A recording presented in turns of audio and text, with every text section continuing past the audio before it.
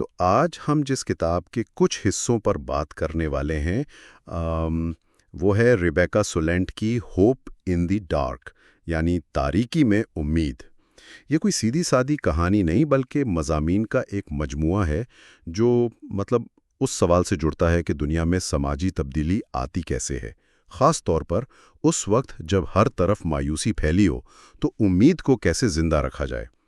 آج ہماری کوشش یہی ہوگی کہ ہم سولینٹ کے اس منفرد نظریے کو سمجھیں، کیونکہ وہ امید کو بالکل الگ زاویے سے دیکھتی ہیں۔ بالکل، اور یہ سمجھنا بہت ضروری ہے کہ یہ کتاب لکھی کب گئی تھی۔ یہ 2003-2004 کا دور تھا، جب امریکہ میں بش انتظامیہ اور عراق جنگ کی وجہ سے ترقی پسند حلقوں میں شدید نا امیدی تھی۔ ایسا لگ رہا تھا کہ سب کچھ ختم ہو گیا ہے، لیکن سولینٹ کی کتاب اسی شکست خوردہ سوچ کو چیلنج کرتی ہے، اور یہی وجہ ہے کہ اس کے خیالات آج بھی اتنے ہی اہم ہیں، شاید پہلے سے بھی زیادہ۔ تو پھر چلیں اسی بنیادی سوال سے شروع کرتے ہیں۔ سولینٹ کے نزدیک امید ہے کیا؟ کیونکہ وہ شروع میں ہی واضح کر دیتی ہیں کہ یہ خوش فہمی یا آپٹمزم نہیں ہے۔ وہ کہتی ہیں یہ عقیدہ نہیں کہ سب کچھ ٹھیک تھا، ٹھیک ہے یا ٹھیک ہو جائے گا۔ اگر یہ وہ سب نہیں ہے تو پھر یہ ہے کیا؟ یہ بہت اہم نقطہ ہے۔ دیکھیں، سولینٹ کے نزدیک امید غیر یقینی صورتحال کو گلے لگانے کا نام ہے۔ وہ ورجینیا وولز کا ایک بہت خوبصورت جملہ استعمال کرتی ہیں کہ مستقبل تاریک ہے، جو میرے خیال سے مستقبل کی سب سے اچھی بات ہو سکتی ہے۔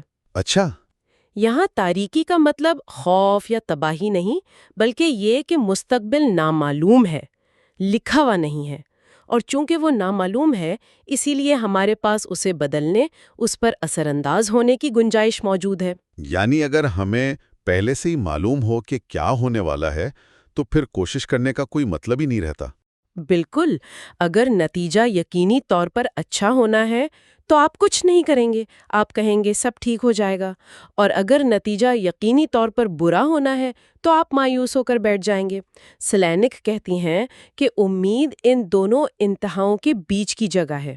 یہ اس یقین کا نام ہے کہ ہمارے اعمال، ہمارے کام اہمیت رکھتے ہیں، بھلے ہی ہمیں نتیجہ نہ معلوم ہو۔ کتاب میں ایک بہت طاقتور تشبیہ ہے کہ امید وہ کلہاڑی والی۔ کہ امید ایک کلہاڑی ہے جس سے آپ ہنگامی حالت میں دروازے توڑتے ہیں۔ واہ، یہ بہت زبردست تشبیہ ہے۔ یعنی امید کوئی نرم و نازک پھولوں جیسا احساس نہیں، بلکہ ایک اوزار ہے، ایک ہتھیار ہے۔ ایک ہتھیار ہے۔ یہ اس وقت کام آتا ہے جب سب راستے بند نظر آتے ہوں اور آپ کو اپنا راستہ خود بنانا پڑے۔ یہ تو امید کے پورے تصور کو ایک فعال بلکہ ایک جارحانہ کیفیت بنا دیتا ہے۔ یہ انتظار کرنا نہیں بلکہ عمل کرنا ہے۔ جی، یہ ایک فعال جد و جہد ہے۔ خوش فہمی اور مایوسی دونوں ہی عمل کے دشمن ہیں۔ خوش فہمی والا کہتا ہے کہ میری ضرورت نہیں، اور مایوس شخص کہتا ہے کہ مجھ سے کچھ نہیں ہوگا۔ اس لیے دونوں ہاتھ پر ہاتھ دھرے بیٹھے رہتے ہیں۔ امید وہ ہے جو آپ کو اس بے عملی سے نکال کر میدان میں اتارتی ہے۔ کتاب کا ایک خیال جس نے مجھے واقعی سوچنے پر مجبور کیا، وہ امید اور یادداشت کا تعلق ہے۔ سولینٹ ماہر الہیات والٹر بروگمن کا حوالہ دیتی ہیں کہ یادداشت اسی طرح امید پیدا کرتی ہے جس طرح فراموشی مایوسی پیدا کرتی ہے۔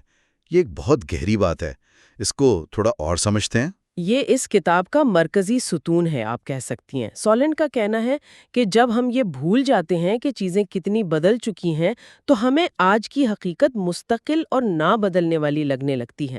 ہم تاریخ کو بھول کر ایک قسم کی تاریخی فراموشی کا شکار ہو جاتے ہیں۔ پھر ہمیں لگتا ہے کہ دنیا ہمیشہ سے ایسی ہی تھی اور ایسی ہی رہے گی۔ اور یہ بھولنا بہت آسان ہے نا؟ کتاب میں کچھ مثالیں ہیں جو حیران کر دیتی ہیں، جیسے صرف چند دہائیاں پہلے تک امریکہ میں ہم جنس پرستی کو ایک جرم سمجھا جاتا تھا۔ بالکل، یا دریا اتنے آلودہ تھے کہ ان میں آگ لگ جاتی تھی۔ جی، یہ کوئی قدیم تاریخ تو نہیں ہے۔ بالکل نہیں۔ اور جب ہم ان تبدیلیوں کو یاد کرتے ہیں تو ہمیں احساس ہوتا ہے کہ جو چیزیں کبھی نارمل سمجھی جاتی تھیں وہ آج ناقابل تصور ہیں۔ اس یادداشت سے یہ احساس پیدا ہوتا ہے کہ آج جو چیزیں ہمیں ناقابل تسخیر پہاڑ جیسی لگتی ہیں، شاید کل وہ بھی تاریخ کا حصہ بن جائیں۔ ماضی کی چھوٹی بڑی فتوحات کو یاد رکھنا ہمیں یہ سکھاتا ہے کہ عام لوگوں کے عمل سے فرق پڑتا ہے۔ یہ تو میڈیا کے کردار پر بھی ایک سوال اٹھاتا ہے۔ ہمیں اکثر حال کی ناکامیاں، بحران اور مسائل تو روزانہ کی بنیاد پر دکھائے جاتے ہیں، لیکن ماضی کی کامیابیاں شاذ و نادر ہی یاد دلائی جاتی ہیں۔ اس سے ایک مستقل بحران کا احساس پیدا ہوتا ہے، جیسے ہم ہمیشہ سے ہی ہارتے آئے ہیں۔ آپ نے بالکل صحیح پکڑا۔ فراموشی ہمیں ہماری طاقت سے محروم کر دیتی ہے۔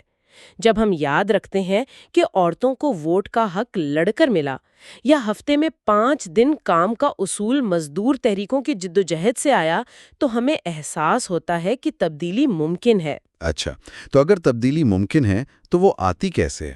سولن کا ماڈل روایتی سیاست سے بہت مختلف ہے۔ وہ کہتی ہیں تاریخ کوئی فوج نہیں ہے جو سیدھی لکیر میں مارچ کرے، یہ ایک کیکڑا ہے جو ٹیڑھا چلتا ہے۔ مجھے یہ تشبیہ بہت پسند آئی۔ اس کا مطلب یہ ہے کہ تبدیلی اکثر غیر متوقع، بال واسطہ اور اندیکھے طریقوں سے آتی ہے۔ وہ کہتی ہیں کہ حقیقی تبدیلی کبھی بھی اقتدار کے مرکز سے، یعنی پارلیمنٹ یا ایوان صدر سے شروع نہیں ہوتی۔ یہ ہمیشہ حاشیوں پر، سایوں میں، فنکاروں، دانشوروں اور سماجی کارکنوں کے تخیل میں شروع ہوتی ہے۔ جیسے کوئی خیال جو آج بالکل پاگل پن لگے، کل کو وہ ایک حقیقت بن جائے۔ بالکل۔ غلامی کے خاتمے کا خیال کبھی ایک انتہا پسندانہ سوچ سمجھی جاتی تھی۔ عورتوں کے ووٹ کا حق ایک مذاق سمجھا جاتا تھا۔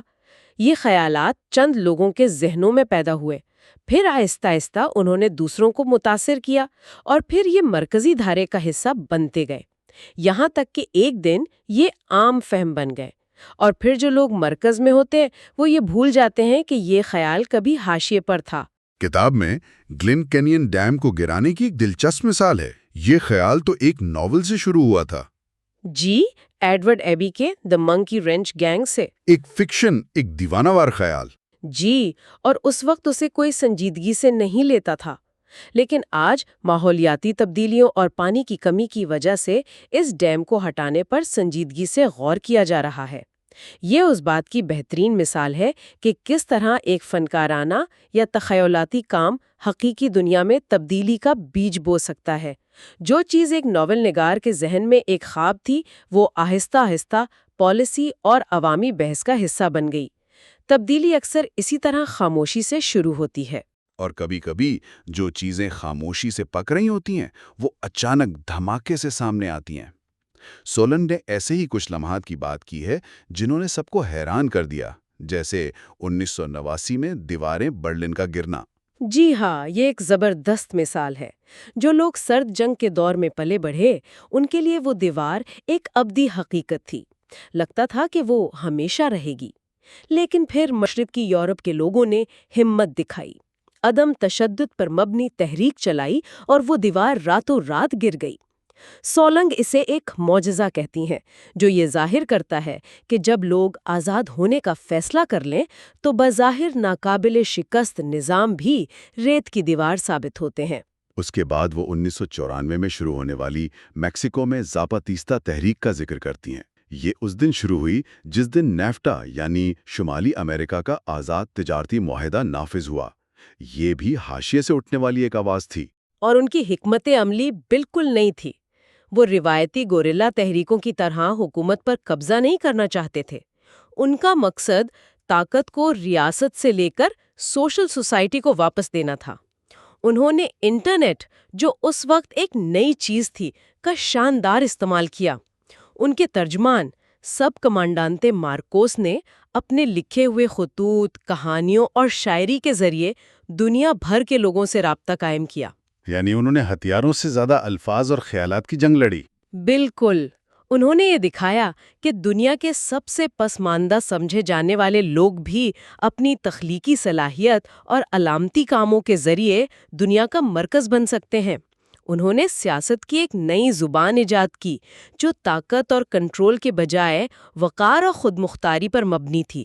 اور پھر 1999 میں سیاٹل میں ورلڈ ٹریڈ آرگنائزیشن یعنی WTO کے خلاف ہونے والے احتجاجات، یہ گلوبل جسٹس موومنٹ کے لیے ایک بہت بڑا لمحہ تھا۔ یہ ایک دھماکہ جھا، اس نے دنیا کو ہلا کر رکھ دیا۔ اس احتجاج کی سب سے خاص بات اس میں شامل مختلف گروہوں کا اتحاد تھا۔ کتاب میں انہیں ٹیمسٹرز اور ٹرٹلز کہا گیا ہے، جس کا مطلب ہے کہ ایک طرف مزدور یونینز تھیں جو نوکری اور معاشی حقوق کے لیے لڑ رہی تھیں، اور دوسری طرف ماحولیاتی کارکنان تھے جو قدرتی حیات کے تحفظ کے لیے جدوجہد کر رہے تھے۔ جی یہ ایک ایسا اتحاد تھا جس کی کسی کو توقع نہیں تھی، کیونکہ عام طور پر ان کے مفادات الگ سمجھے جاتے ہیں۔ جی، اور یہی اس کی طاقت تھی۔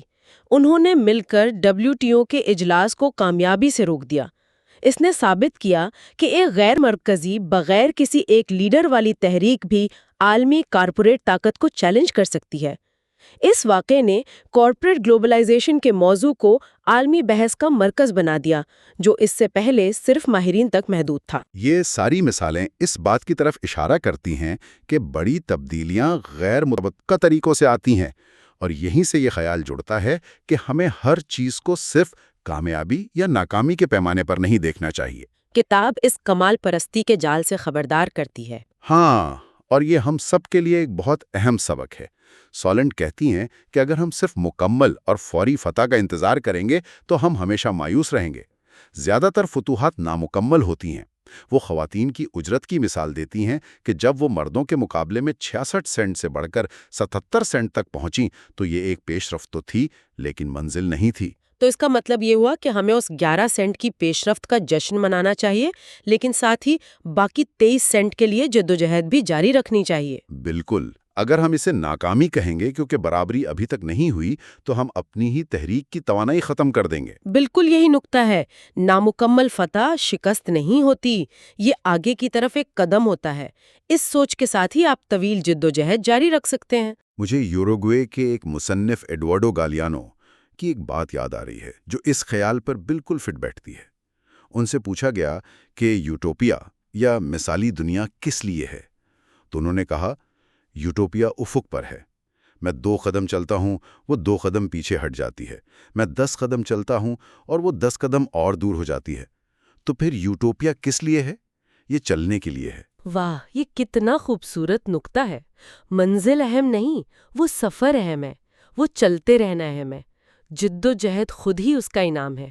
اور یہیں سے پریفیگریٹو پالیٹکس کا تصور آتا ہے، جس کا ذکر کتاب میں ہے۔ پریفیگریٹو پالیٹکس، یعنی جس قسم کی دنیا آپ بنانا چاہتے ہیں، اپنی تحریک کو ابھی سے ویسا ہی بنا لے۔ بالکل۔